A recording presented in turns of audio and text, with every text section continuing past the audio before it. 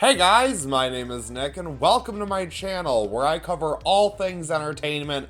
Whatever you're watching, I'm making videos about.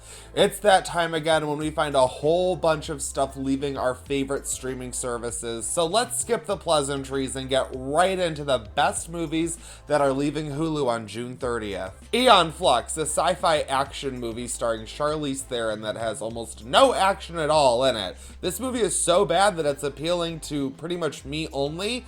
Didn't I just talk about this in a different leaving video? Bangkok Dangerous is a Nicolas Cage action movie that has all of the worst ratings across the board. This doesn't even look to be a good, bad Nicolas Cage movie, so I would steer clear from it. Or put yourself through it. Your call. Blazing Saddles, the Mel Brooks classic that's either extremely offensive or a total laugh riot.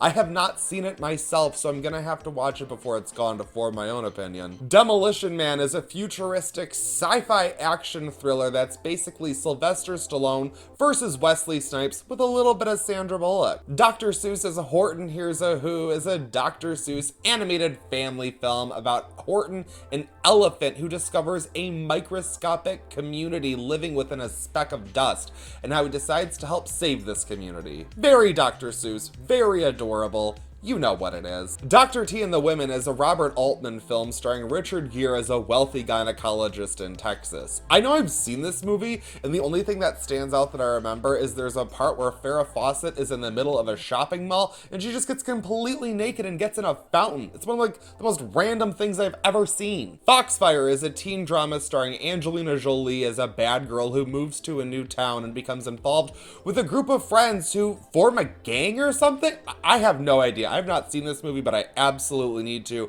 because everything that I'm seeing about it, I am here for. Get Smart is an action comedy based on the 1960s TV series that stars Steve Carell as a bumbling spy in a movie that pokes fun at plenty of other spy movies and TV shows. Gods and Monsters is a biography drama starring Ian McKellen as director James Whale, who made the original Frankenstein and Invisible Man movies back in the 1930s.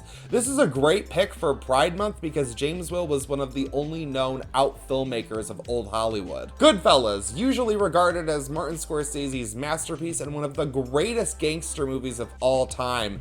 I don't even really care for these movies that much, but I watched it a couple months ago when it was leaving Netflix. Again, this stuff is just hopping all over the place, but I have to say, even for someone who doesn't want to spend 3 hours watching just gangster dudes, movie was awesome. Grown Ups, an Adam Sandler comedy starring all of the dumbest people doing all of the dumbest things. I remember seeing this trailer for the first time back when it came out, and I actually thought that it was a parody trailer, like the type of thing that you would see on SNL or some sketch comedy show, because it's just that bad. This movie is straight up a parody of what an actual movie is. I Am Legend stars Will Smith in this Richard Matheson adaptation as the last man on Earth after a viral outbreak.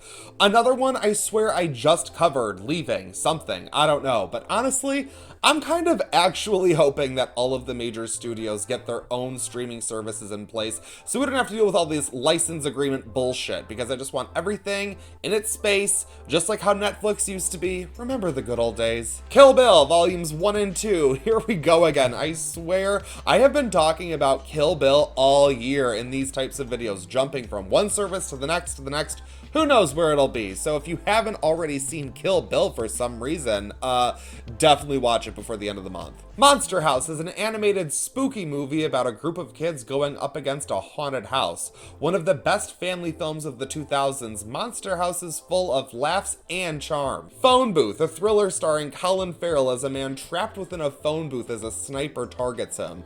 Phone booths, not so much a thing anymore, so sure, this movie is a little bit dated, but I would say that this movie is fittingly of its time in the right way. So if you want to peek into mid-2000s, or you're looking for a solid blast from the past, you got a couple weeks to watch Phone Booth. Romancing the Stone and The Jewel of the Nile, these two adventure romantic comedies star Michael Douglas and Kathleen Turner as a couple that go off on these adventures. It's silly fun. I've only seen Romancing the Stone, so I definitely have to put Jewel of the Nile on my list. The Conjuring, of course it's leaving. Why wouldn't it? I just made a video on Hulu recommendations and included The Conjuring because duh, and that's just the rules, I guess. If I ever suggest something on a streaming service, It's gone, just completely gone. I shouldn't have to introduce The Conjuring to you. You know this one. It spawned a whole horror universe. But if you're looking for some good horror to watch on Hulu, this is probably your best option. The Full Monty is an English comedy about a group of unemployed men who form a striptease act.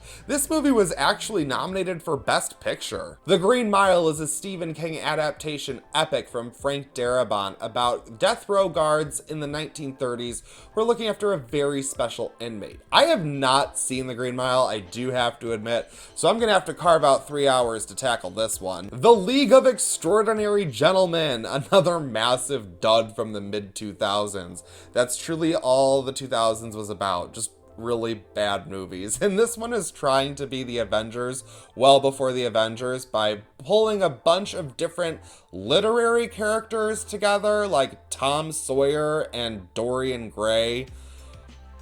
This is the dumbest movie. This is the dumbest movie. If you like absolute disasters, then you can't do much better than this. The X-Files, I Want to Believe, the second X-Files movie that follows the events of the original series. I have not seen this one, but I have heard mixed things from X-Files fans, so prioritize it as you feel like doing. I guess I'll watch it. Maybe.